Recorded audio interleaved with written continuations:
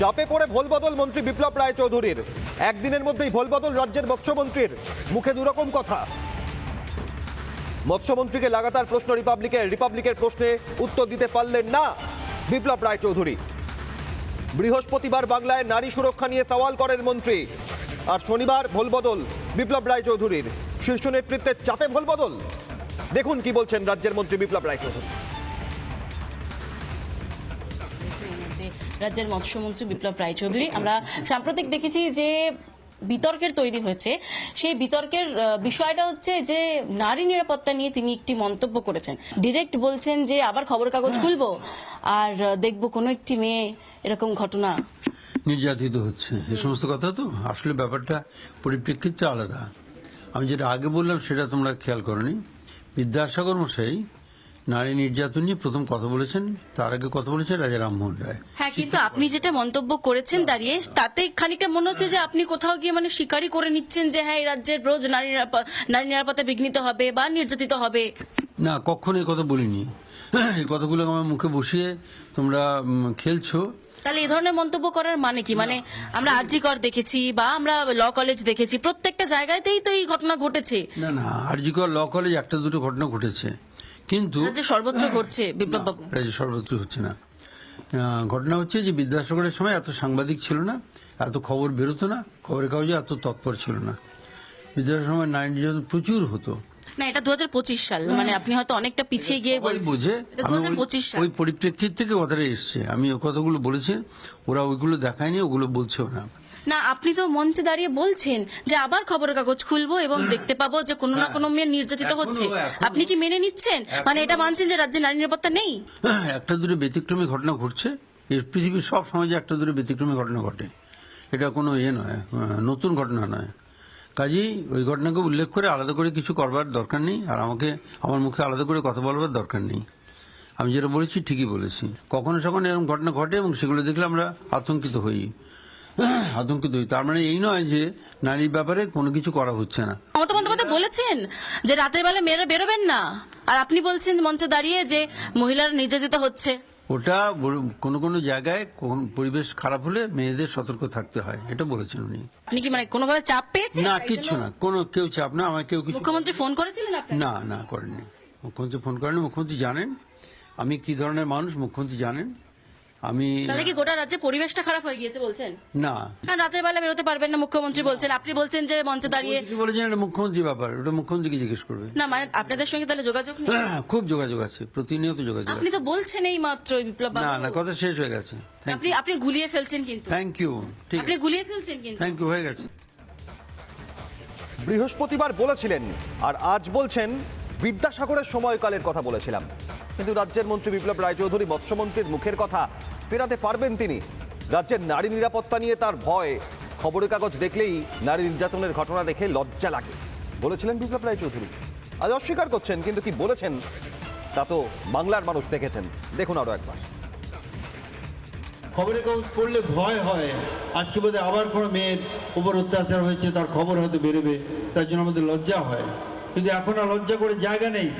লজ্জা হবে, কিন্তু লজ্জা ভেঙে আমাদের আরো বেশি করে ঘরে মেয়েদের এগিয়ে দিতে হবে, তারা যাতে আরো বেশি করে মাথা উঁচু করে দাঁড়াতে পারে। নারী নির্যাতনের কথা, নারী নির্যাতনের খবর দেখলে ভয় হয়। হাঁসখালি থেকে কামদুনি থেকে কুলতলি হয়ে পার্কস্ট্রিট বা আরজিকর, একের পর এক ঘটনা বাংলায়। আর তারপর আজ মৎস্যমন্ত্রীর মুখে এই কথা। আরজিকর কাণ্ডে অভয়ার চলে যাওয়া, তারপরেও মুখ খোলেননি তিনি। অভয়ের বাবা মৎস্যমন্ত্রীর এই বক্তব্যের প্রেক্ষিতে কি বলেছেন দেখুন। গতকালই আমি বলেছিলাম এর সমস্ত টোটালি হচ্ছে ভোটের রাজনীতি, ভোট বৈতরণী পার হওয়ার জন্য এখন এই সমস্ত অনেক কিছু করবে তৃণমূল। সেটা তারই একটা নাটক কালকে রাজ্য দেখলো, ওর সমস্ত পশ্চিমবঙ্গবাসী দেখেছে। আমি তখনই বলেছিলাম যে উনি এটা ইচ্ছাকৃত বলছেন না, ওনার উপর মহলকে ওনাকে বলা হচ্ছে। এবং আজকেও যেটা বলছেন উনি ঘুরিয়ে, সেটা সেই একইভাবে বলছে। রচনা ব্যানার্জি বারাসাতের যিনি এমএলএ, উনিও একসময় বলেছিলেন যে অভয়ার বিচার ঠিক মতন হয়নি, কিন্তু কই সেই তো করলো, তারপরে আর কোথায় গেলেন? চিরঞ্জিত চট্টোপাধ্যায় বলেছিলেন, তারপরে কোথায় চলে গেলেন ওনারা? এ নিয়েও সেরকম সেম জিনিস, এনাকে প্রথমে বলা হয়েছিল একটু উস্কে দাও, তারপরে আবার ব্যাক ফুটে চলে যাবে। এই সমস্ত বিতর্ক তৈরি করা জিনিস, মানুষকে মূল সমস্যা থেকে দূরে সরানোর যে চিন্তা ভাবনা পশ্চিমবঙ্গের তৃণমূল সরকারের, এরা তাই করছে, আর কিচ্ছু না। মানুষকে বোকা বানানো, এই যে রাজ্য সরকার একে 14 তলা থেকে নামাতেই হবে আগামী ইলেকশনে। এরা এই সমস্ত নাটক আরো করবে। রাজ্যের নারী নিরাপত্তা, নারীদের সুরক্ষা, তা নিয়ে মৎস্যমন্ত্রীর মুখে আজকে এই কথা। চিকিৎসক অনিকেত মাহাতো আরজিকর আন্দোলনে অন্যতম ভূমিকা নিয়েছিলেন। কি বলেছেন মৎস্যমন্ত্রীর এই বক্তব্যের প্রেক্ষিতে দেখুন। যেটা সত্য সেটাকে সত্য বলা উচিত, যেটা মিথ্যা সেটাকে মিথ্যা বলা উচিত। তবে বিভিন্ন সময় পশ্চিমবাংলার বুকে নারী সুরক্ষার যে চিত্র, সেই চিত্র বেআব্রু হয়ে পড়েছে। আমি যিনি জনপ্রতিনিধি এই যারা আছেন, যে বা যারা আছেন, যেই থাকুক না কেন, যে দলেরই থাকুক না কেন, তাদের সেই দায়িত্বশীলের ভূমিকা পালন করা উচিত বলে আমি মনে করি। এবং সত্যিকারের নারী সুরক্ষার জায়গা ভাবতে হয়, তাহলে অত্যন্ত সিরিয়াস, অত্যন্ত সংবেদনশীলতার সাথে এই ঘটনাকে দেখা উচিত বলে আমি মনে করি। আর এ প্রসঙ্গে বিজেপি বিধায়ক শঙ্কর ঘোষ, তার কি প্রতিক্রিয়া দেখুন। ওনার মেরুদণ্ড কালীঘাট ক্যাপাসিটিতে বিক্রি করা আছে, মনে হয় কোনো নিজে এমন কোনো কিছু করেছেন, ওই কালীঘাট ক্যাপাসিটি থেকে ফোন এসছে, এই সমস্ত বললে ওগুলো বলে দেবো, পাল্টি খেয়েছেন।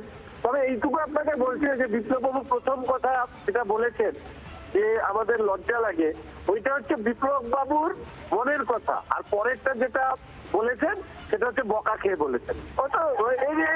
এটা নিয়ে বলবেন যে এই রাজ্যের এই পরিস্থিতি, সাধারণ মানুষ থেকে মন্ত্রী অব্দি সবাইকে তৃণমূলের দাক্ষিণ্যে বেঁচে থাকতে হবে। যারা বেঁচে থাকতে চান না তাদের জন্য রাজনীতিতে বিজেপি লড়াই করছে। এই মুহূর্তে ফোনে রয়েছেন আইনজীবী বিজেপি নেত্রী প্রিয়াঙ্কা কেজরিওয়াল। আমি আপনার কাছে এটাই জানতে চাইবো যে এত ঘটনা বাংলায় পর পর লাগাতার, আর এবার রাজ্যের মন্ত্রী বলছেন যে খবরের কাগজে নারী নির্যাতনের ঘটনা দেখলে লজ্জা লাগে, ভয় হয়, কেন বলছেন? ভোট আসছে তাই ভয় বাড়ছে? আগে বলেছিলেন ভয় লাগছে, আজকে তো ওনার সুর বদলা গেছে, ঠিক আছে? তো হয়তো ওনার নিজেরই এখন সুরক্ষা নিয়ে উনি ভয়ভীত আছেন যে তৃণমূল চামড়া তুলে দিবে, সেই জন্য আজকে সুর বদলে গেছে। ভাই, এই মন্ত্রী সন্ত্রী এদের নিজের কোনো ভাষা আছে, পরিভাষা আছে? কিছুই নেই। এরা যেরকম মালিক চালায়, একটা শুনুন, একটা ফ্যাক্টরিতে যেরকম মালিক চালায়, সেরকম ওই ফ্যাক্টরি, তৃণমূলের ফ্যাক্টরি একই জন চালায়, একই পোস্ট, বাকি সব ল্যাম্প পোস্ট। তো এই ল্যাম্প পোস্টদেরকে একই জন চালাচ্ছে, তাদের কথাই এরা চলছে। বেশি এদিক ওইদিক করলে চামড়া তুলে নিবে, সেই জন্য এখন পরিভাষা বদলি হয়ে যায়।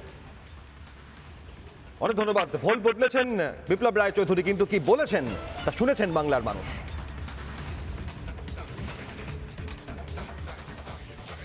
নানা ধরনের কন্টেন্ট দেখার জন্য লাইক করুন, শেয়ার করুন আমাদের ফেসবুক পেজ, সাবস্ক্রাইব করুন আমাদের ইউটিউব চ্যানেল। পাশাপাশি অন্যান্য ব্রেকিং নিউজের জন্য অবশ্যই চোখ রাখুন রিপাবলিক বাংলায়।